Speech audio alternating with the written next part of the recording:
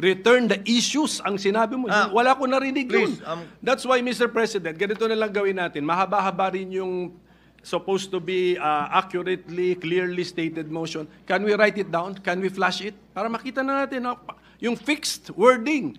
Because I never heard return the issues. Ngayon ko lang narinig sa presiding officer. Kaya magulo, sobrang gulo, Mr. President. Can we have the Honorable Cayetano restate the motion? Do you want it printed, Coco? Mr. President, I don't think magulo dun sa pabor eh. Magulo dun sa hindi pabor. Because I restated it already, Mr. President. Whether we use the word remand, whether we use the word return, there is nothing in the Constitution, in our rules, given not only the point na sui generis ang classification ng ating court, yung time na final, yung ating gagawin, this will actually expedite everything. If you map it out, Mr. President, kung anong mangyayari, mas bibilis pa nga dito. Kaya sa akin, Mr. President, bago magbago ang isip ni Senator Bato,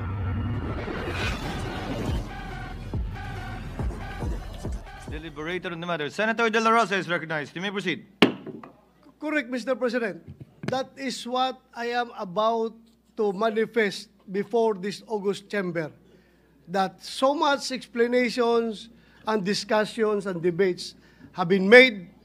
Can we please divide the House in order to rule on my motion, Mr. President? Senator, before acting on the motion of Senator Judge De La Rosa, Senator Judge Pimentel, you may proceed, sir.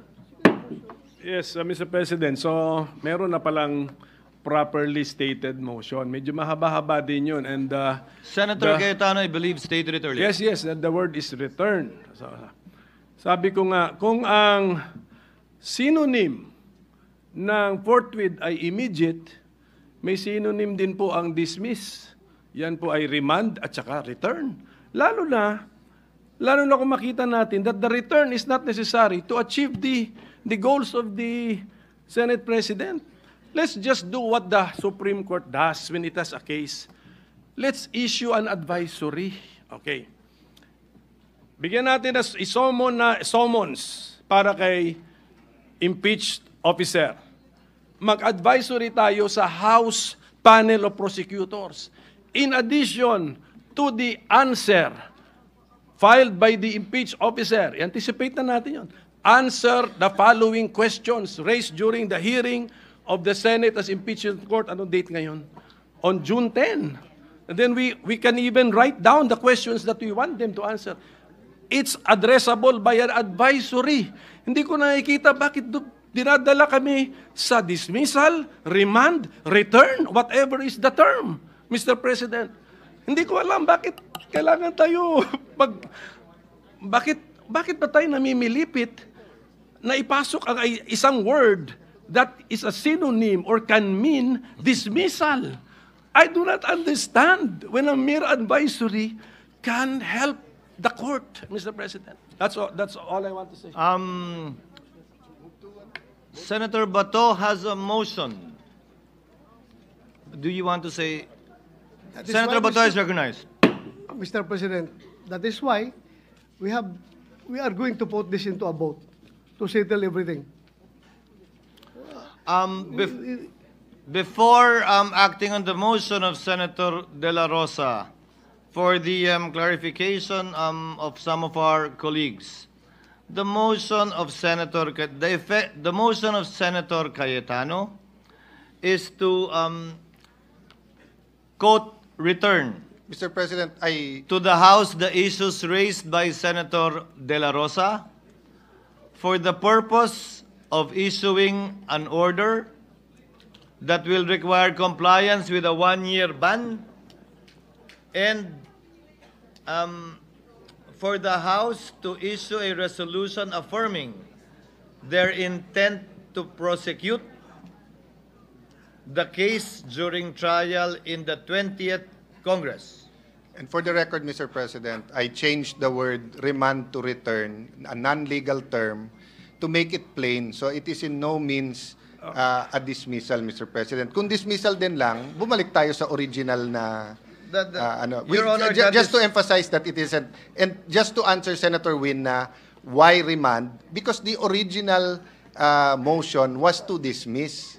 And I understand why they want it to dismiss. This is a compromise that I feel is both practical and idealistic, Mr. President. In my view, Mr. President. Again, this will not constitute a dismissal, Senator Judge Pimentel, because as the presiding officer said earlier, we will be issuing summons after Why this vote. use dangerous words, Mr. President? At saka yung pag-restate mo, ang layo na sa return the issues ang sinabi mo. Wala ko narinig please, yun. That's why, Mr. President, ganito na lang gawin natin. Mahaba-haba rin yung supposed to be accurately, clearly stated motion. Can we write it down? Can we flash it? Para makita na natin yung fixed wording. Because I never heard return the issues. Ngayon ko lang narinig sa presiding officer. Kaya magulo, sobrang gulo, Mr. President. Can we have the Honorable Cayetano restate the motion? Do you want it printed, Coco? Mr. President, I don't think magulo dun sa pabor eh. Magulo dun sa hindi pabor. Because I restated it already, Mr. President. Whether we use the word remand, whether we use the word return, there is nothing in the Constitution, in our rules, given not only the point na sui generis ang classification ng ating court, yung time na final, yung ating gagawin, this will actually expedite everything. If you map it out, Mr. President, kung anong mangyayari, mas bibilis pa nga dito. Kaya sa akin, Mr. President, bago magbago ang isip ni Senator Bato, we've clarified as much as it can be clarified. So maybe we can just vote on it, Mr. President.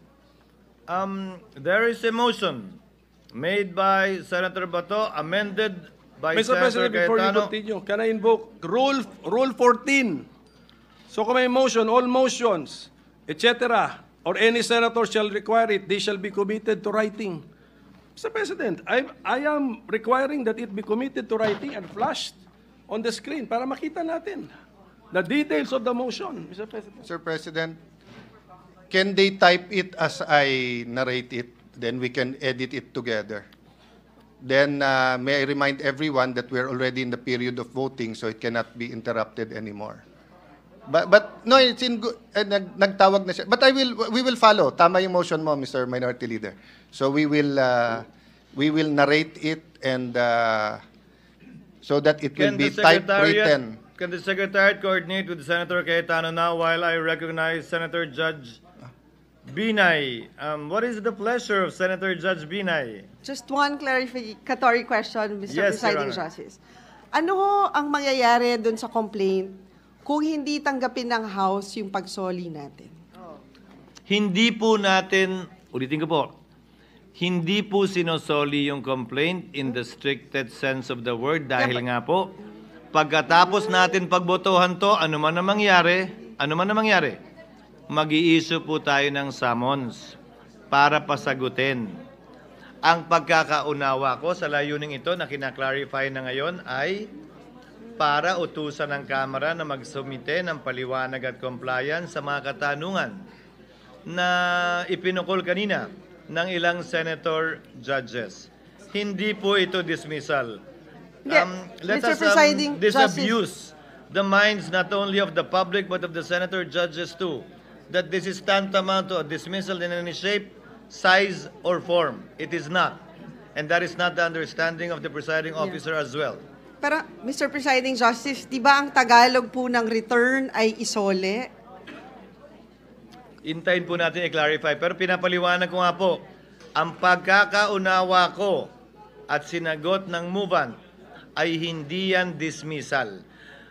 Those who are against the motion, if at all, can think and say all they want that it is. But it is not, and this will soon be proven by the issuance of a summons right after the vote, regardless of the outcome.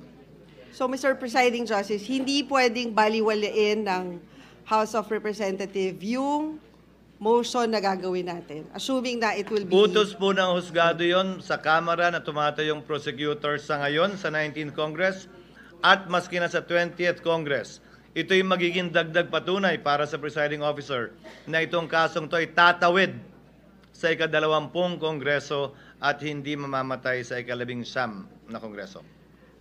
Another clarification. I'm sorry.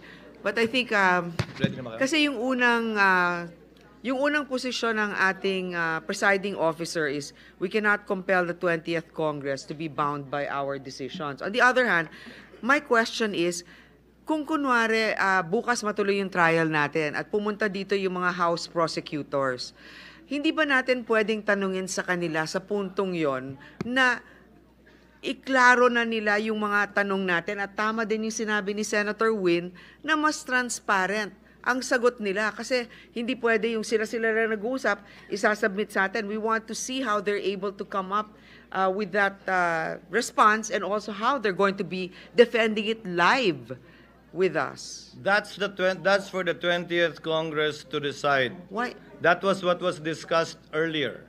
Kaya nga po, di ba, ang paliwanag, napakahabang diskusyon at debate ito, hindi natin kayang pagpasan. Yan ang sinabi ng karamihan. Hindi tayo pwede mag-judicial notice ng mga bagay-bagay na ito. Kaya nga po, para hindi masayang oras, pinapasumitin natin sila habang wala naman tayong pwedeng gawin at magawa. Dahil nga matatapos ang otoridad ng 19th Congress sa June 30.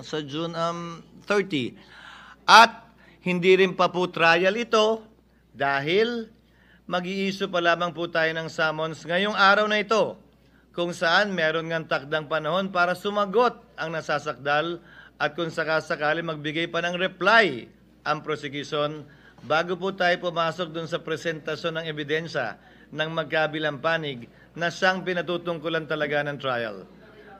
I think we should not belabor the point anymore. Senator Bato de la Rosa earlier made the motion and Senator Pimentel required that it be put in writing. May we see it, sir, if it is ready?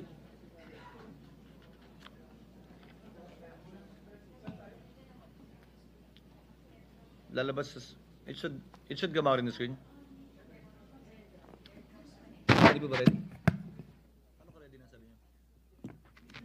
Mr. President, Session is suspended.